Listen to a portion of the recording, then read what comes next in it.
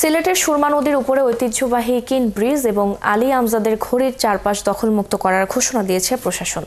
এ নিয়ে সাবেক city mayor Ariful Haque চৌধুরীও জানান, ভ্রাম্যমাণ বাজার এবং ট্রাক টার্মিনালের কারণে এই দুটি ঐতিহ্যবাহী অবকাঠামো সৌন্দর্য হারাচ্ছে। বিস্তারিত জানাচ্ছেন সাকিব আহমদ মিঠু।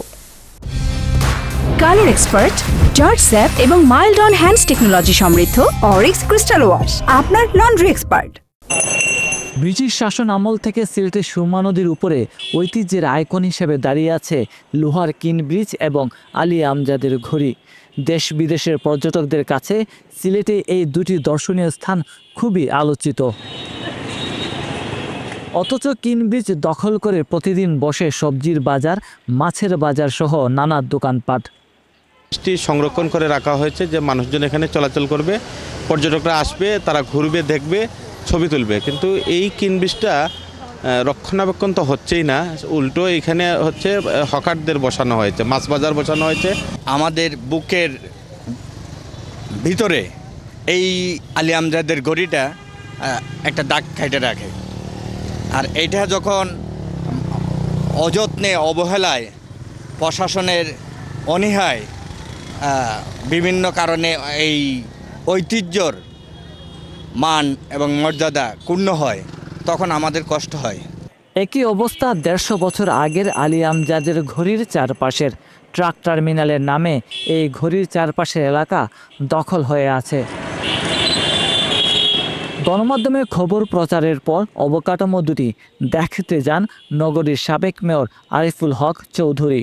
পরে তিনি সাংবাদিকদের কাছে হতাশা জানান।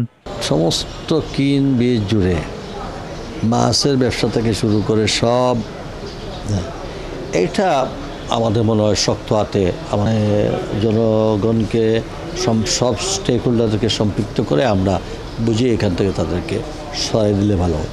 সিলেট সিটি কর্পোরেশনের প্রধান নির্বাহী কর্মকর্তা জানান, ঐতিহ্যবাহী এই অবকাঠামোগুলো দখলমুক্ত করে পর্যটন বান্ধব করে গড়ে তুলতে হবে। সারাদিন বাইরে জাফলং থেকে ঘুরে এসে একটা ফ্যামিলি এই জায়গাতে আসবে, আলী আমজাদের ঘুরি দেখবে, কিন ব্রিজের উপরে উঠবে, তাই না, ওই রুট দিয়ে হাঁটবে, তাহলে এটা একটা পর্যটনের একটা স্পট। এটার মেইন কম্পোনেন্ট হচ্ছে কিন ব্রিজ। এরই মধ্যে জেলা প্রশাসন এই অবকাঠামোগুলো দখলদার হাত থেকে রক্ষা করার ঘোষণা দিয়েছেন। ব্রিটিশ শাসন আমল থেকে ইতিহাস ঐতিহ্যের ধারক বাহক হয়ে দাঁড়িয়ে আছে সিলেটের কিন ব্রিজ এবং আলী আমজাদের ঘড়ি। এই কিন ব্রিজ এখন হকারদের দখলে, বসে সবজির বাজার এবং মাছের বাজার। সিলেটবাসী বলছেন, শক্তভাবে যদি প্রশাসন এই ঐতিহ্যবাহী স্থাপনাগুলো রক্ষা না করে, তাহলে অচিরেই হারিয়ে যাবে তার সৌন্দর্য এবং ঐতিহ্য। সাকিব আহমদ মিঠু, ৭১ সিলেট।